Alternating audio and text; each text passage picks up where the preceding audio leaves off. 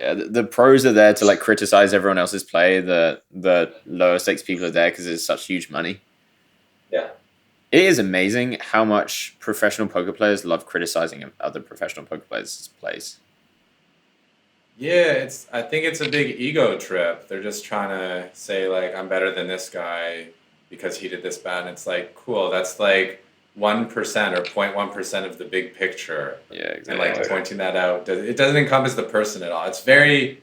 I think if it's in a way to benefit their game, cool. Like if it's a study purpose, but if it's just to like hate on or say that they're better, like there really is no long-term value in that. Yeah, I agree. It's almost like a big event for people to watch like the World Series of Poker and just get on Twitter and everyone be like, look at what he did, what an idiot. And it's just some poor guy just being like, I'm playing for like 12x my roll every hand or something. Come on, cut me some slack. Yeah, I think looking at it more, I think it actually stems from a place of like jealousy and bitterness that they're not the ones on the final table. So this is them saying like, I would have played it so much better if I was there. And it's like, cool, you're not there. Let's honor the guy who is, and nice double up. Yeah, thanks, man. I liked it at the time. You can see European tanked there with the 10s for a bit, and you can see how obvious it is that I have a really good hand if he's tanking with 10s for such a small shove. Yeah. And get another shove through. It feels so good to chip up on a final table like this. It feels so good. Like to go from like a short stack to a medium stack just is the best feeling. To go from like a medium to a big is like okay, but you still get a bit of pressure, but you just like you get breathing room. You're like thank fuck. I'd like to see myself, I can't remember what I did, but I'd like to see myself 3-bet this. It's kind of annoying because if you get 4-bet shoved on, it sucks. But Gibbler should be opening still pretty damn wide. So I think it's a yay. Okay, I think it's a good 3-bet spot. I forget if this spot sucks or not, but I think we'll know in about 30 seconds. Yeah, I think I remember. Do you think it sucks? Yeah, I think so. I think it shoves. Yeah. He doesn't even put much thought into it. I mean, he has a hand that's like a shove anyway, but whatever. Yeah, I don't even think that was thought. I think that was just timing balance thing, because he did it right when the time bank kicked in. Yeah. So I think he knew right away. He was shoving on your aggressive ass. Yeah. I've noticed that's a pretty huge timing toll for. Whoa. Do not remember this. What is he doing? You can't just check. Why? So much equity. He's got to see if he makes his hand, man. I mean, like, maybe you can check raise. Don't check call. I can get behind a check raise. Yeah, I think this hand this hand does get interesting. Why do you like the check raise here with this particular hand? I mean, like, I don't like it. I think I much prefer just betting. But it's okay. I guess. Oh, damn it, Connor. Damn it. I mean, you obviously just have so much equity and maybe a bunch of fold equity as well. But it's just not a good strategy. Like in the long run, if he does this, Connor's just going to own him. You want to just be betting a lot once you've linked in the small blind and you're a big stack and you have range advantage, and yeah, you can like get value from getting one call, and then I just remember what happens. I think Connor goes for another sick read here. I think he nails this one.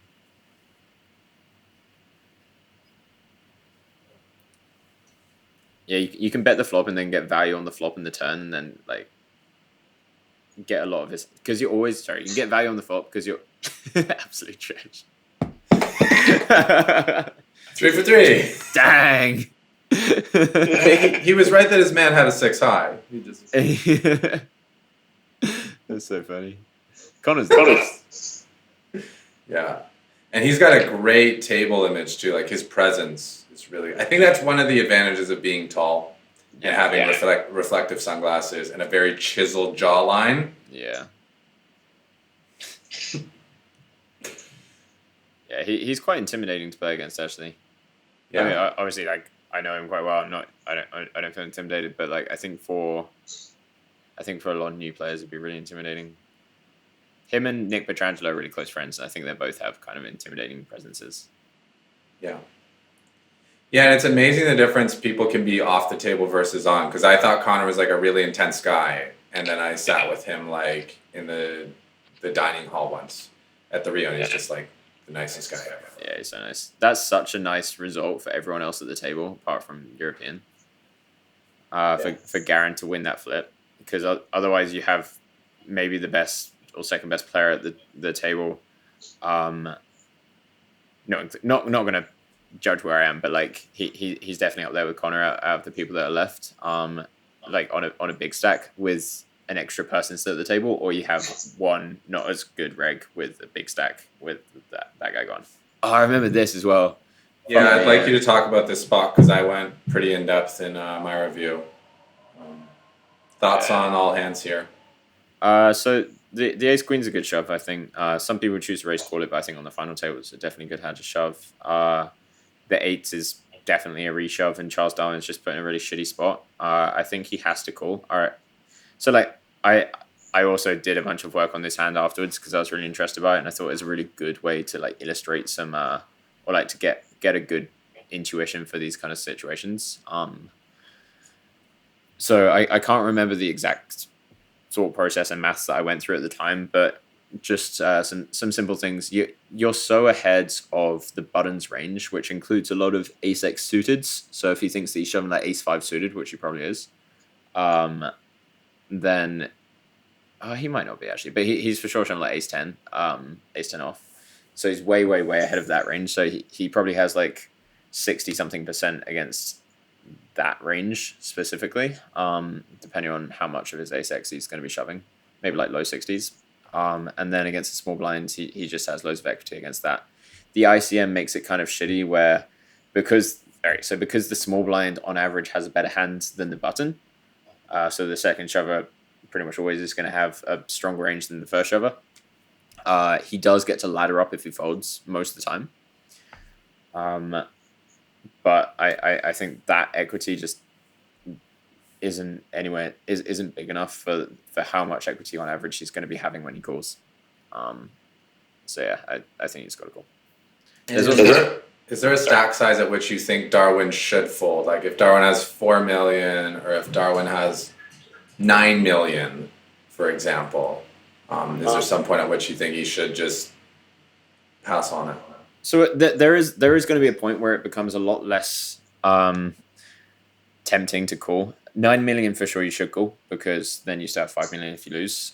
If you have around 4 million, then it starts really sucking. I would not know what to do if I had 4 million in that spot.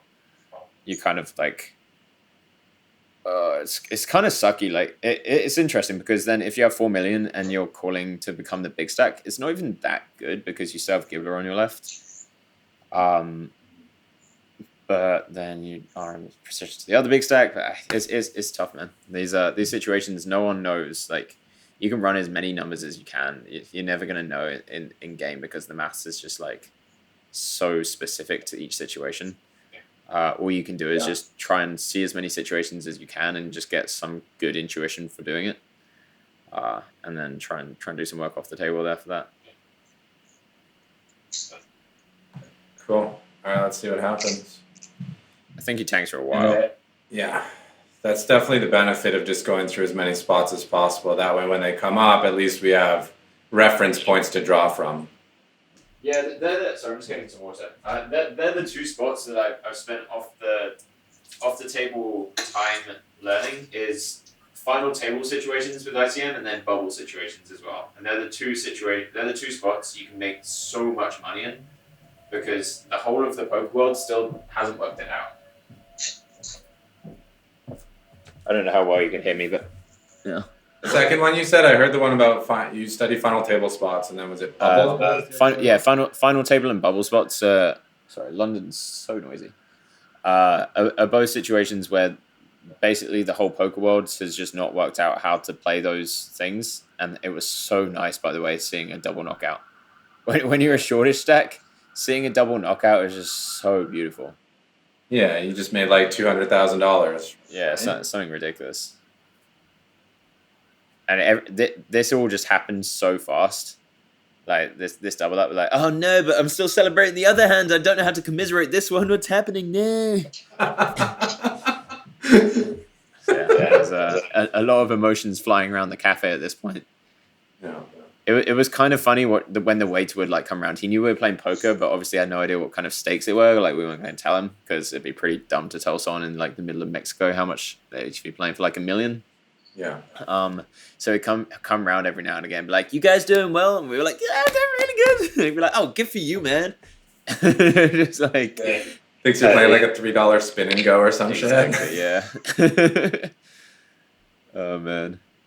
And this is always getting all in. This always goes me raise, him shove, I guess, always. And hold.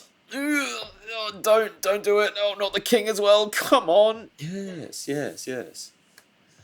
That's the kind of noises that will come out of me and Ben. Like we'll both be saying stuff like that, but neither of us will really care as much as we're giving on. But it's like really fun to get in like the momentum of it. Be like, come on, we got this. Come on, don't do it to us, not like this.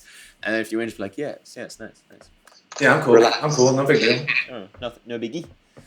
It's fun to get the feels, to allow yourself to actually have the feels of the excitement and downs. Because live, apparently you can't do that live. Apparently you're a douchebag if you celebrate live. Yeah, it's kind of annoying actually. I really want to bring back the celebrating, like. Or at least bring back the mentality where people are allowed to, because you can see lots of recreational players wanting to, and they end up not, just to be like polite. And yeah, it does suck for the person who's lost to see it, but it doesn't suck too much worse. Like if you if you lose a 200k flip or something in a tournament, it sucks already. Like seeing another guy happy shouldn't be like the final straw on the camel's back. It should just be like, oh, I'm glad that guy's happy, but ouch. Yeah, and like in sports, the winning team celebrates when the losing team celebrates. They celebrate when they score a goal, even though the other team is like feeling down. It's kind of normal. Yet in poker, they're like, no, we're above that. We keep our cool. It's like, why? I wanna have fun. Yeah, exactly. Enjoy. God, it's the bit in the final table where everything starts heating up. Okay, so take it away. So definitely have a choice to 3-bet or call there. So the weird situation is because oddsons on like 3 big blinds or whatever. What is it, 4, 3.5? I can't remember what the big blind is. So no one really wants to go bust, and no one's going to be taking a high variance spot. So that means when I 3-bet, I have like a really narrow value range, and I didn't want to 3-bet bluff here. But then again, it is okay to 3-bet bluff because the kick's going to be opening any 2 cards because oddsons like that. Turn, looking amazing. So the kick obviously has to keep barreling here. When he does, because he can fold us off like a 7 or a 5 or even a flush draw. When he does barrel, we have a choice between check shoving, which I think most people would check shove here. My thought at the time was that most people would, because we want to protect and just win the pot when odd-oddson is... Thank you. When odd-oddson's so short, we don't want to like call and then let one of his draws get there and then end up busting and missing out on the pay jump. But I thought against the kick specifically, who had been super, super, super aggressive, that he would end up way, way, way over bluffing these situations. So I end up calling. And I really like the decision. I think it's a very like anti-emotional decision where like emotionally you really want to just shove here and get it over and done with and not have to fade the river or anything like that. But I think logic prevailed, and the river's kind of sucky. It would be kind of sucky if the kick's range weren't so ridiculously wide, but I think he still just has so many trash hands. And he probably also, I think he bluffs like a bunch of no equity hands, some just like random queen deuce suited kind of stuff. So I was pretty happy to be able to snap call there. I didn't want to misclick, but it's too fun to snap call. It's such a big situation. Yeah. Unless you're playing live, then you always have to Hollywood because you don't want to hurt the other person's feelings, right? I mean, Hollywooding, I think, in that situation because slow rolling. Where is the line? I think snapping is the polite thing in that situation live. Hold. Look at all these outs, bro. Not enough. Get out of here. It's nice when people get a little GG in just before their corpse is taken away. It's very polite. You're taking me back to my days of playing like role-playing games online. Yeah. Oh yeah, such RuneScape. Yeah. Good old RuneScape, man. Shout out to fucking RuneScape. Definitely shoutouts to RuneScape. Good old the days. The days of PKing in the wildy. Oh. How much time did you spend grinding like online games, like way before you even like found poker or anything? When I was probably 10 to 14, way too much time on RuneScape and Diablo 2. After that, I kind of banned myself. I think the kick here makes a pretty bad mistake at some point in this ends. Just like for some reason remembering that. Oh yeah, I think he goes big on the turn here. Or biggish, I guess. Which is like a fine size. But I think that it's a situation where I can't remember what happens. Actually, that's kind of fine. If he checks back here, it's fine. Is it that the size is kind of unnecessary given how few draws there are on the board, and that it's an ace-high board instead of, say, a jack-high board, and there's less to protect against?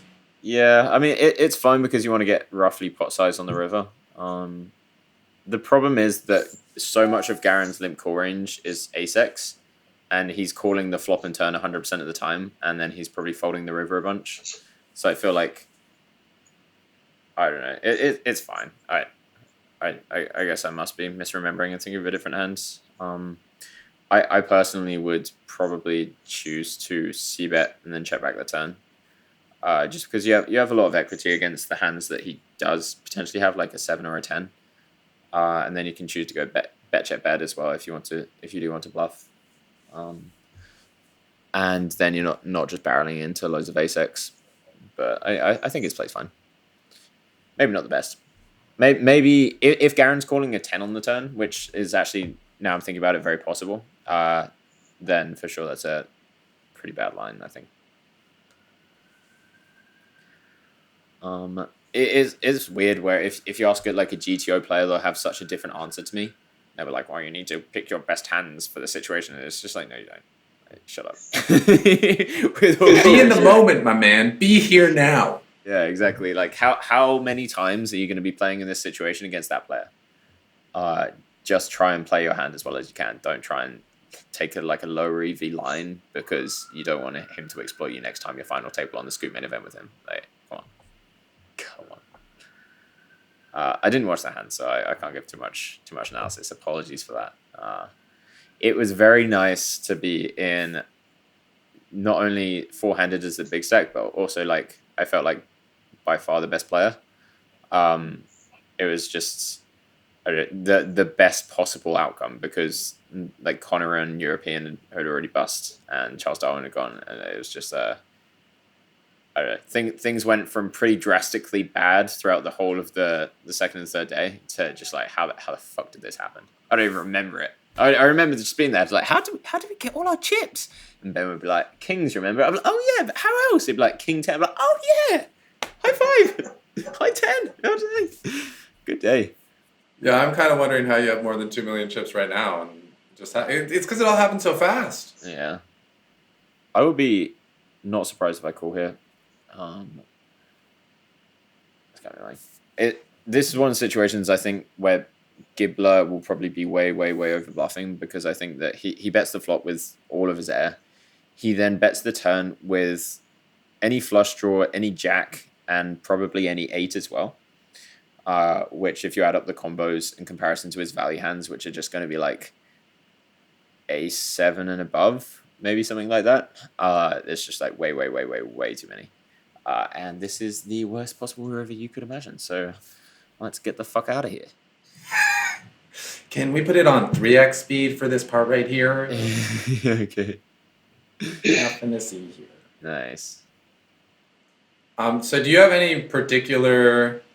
I mean, I guess you play hand by hand. You play moment by moment. So to ask like general strategy for four-handed, it's not really going to be a thing, right? It's... No, I mean, there are for sure tendencies. Like you have to play a lot more actively and aggressively forehanded, you have to pay a lot more attention to ICM because the pay jumps are bigger. You get to ICM bully some people a lot more, and you should hold back on other people if they are not super aware of ICM. So there are definitely like tendency adjustments that you should be making, even if you're playing like exploitative styles. Like you can play exploitatively, but you still have to abide by the laws of maths. You know? What is the Einstein quote about the laws of mathematics and them being certain? I do not know. Someone will find it. Someone will find it. Put it in the chat.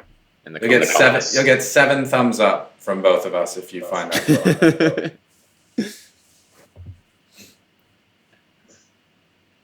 Did this go bet call? Yeah, it must have done. I was trying to remember the Einstein quote.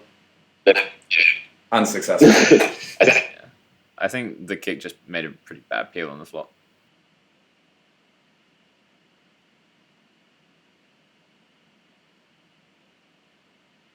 I personally raise a lot more than other people in the small blinds.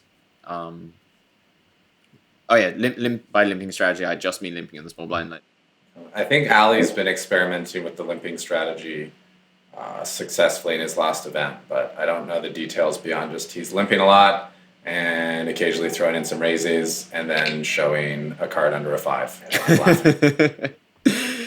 Classic Ali.